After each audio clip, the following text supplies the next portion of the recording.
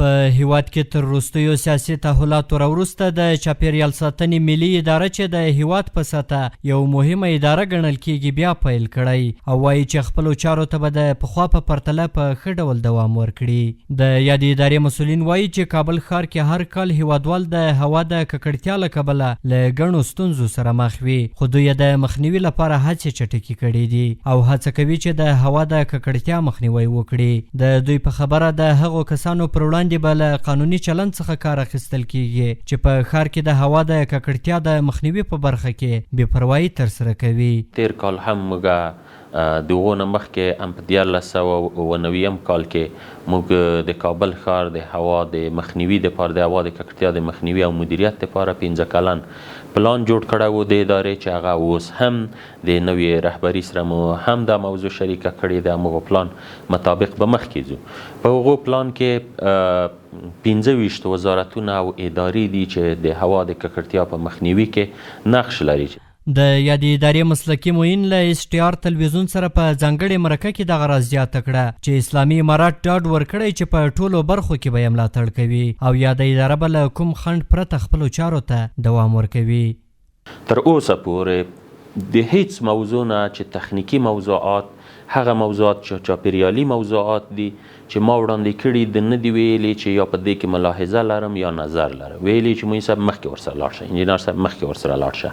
نو تر اوسه پورې موږ د خاص جدي ستونزې سره مخامخ نه یو. رهبري ورته متعهده ده. طبعا چې هغه وروسته بیا چې څه سیاسي پالیسیګانې دي د افغانستان د اسلامي امارت هغه به بیا وروسته ګورو. زه فکر نه کوم چې د چاپیریال موضوع کې د داسې سیاسي ملحوظات او موضوعات وي چې هغه به ډېر تغییرات په دې اداره کې راشي. دغه راز کابل ښاریان د چاپیریال ساتنې ادارې په بیا پیل سره خوښ دي او غوښتنه کوي چې د هوا د ککړتیا په برخه کې دي هڅې زیاتې کړي او هغه کسانو سره د قانوني چلند ترسره شي چې په بلند منزلو او نورو ځایونو کې فلټرونه نه کاروي.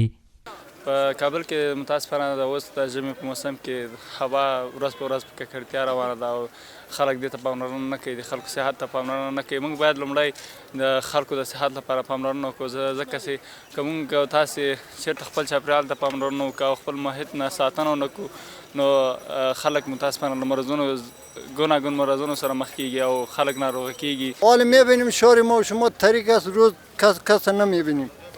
باید کل ما و شما در این باره مسئولیت داریم.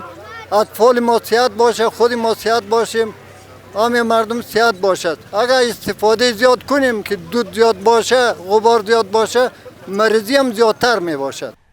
کابل ښار چې د 15 میلیونه کسانو د اوسېدو ځای دی، خو اوس مهال پکې شاوخوا 8 میلیونه کسان ژوند کوي او د هوا د ککړتیا تر ټولو عمده لامل همدا یادیږي او دغه راز په یاد ښار کې هر کال د ککړې هوا له کبله سلګونه کسان خپل ژوند بایلي.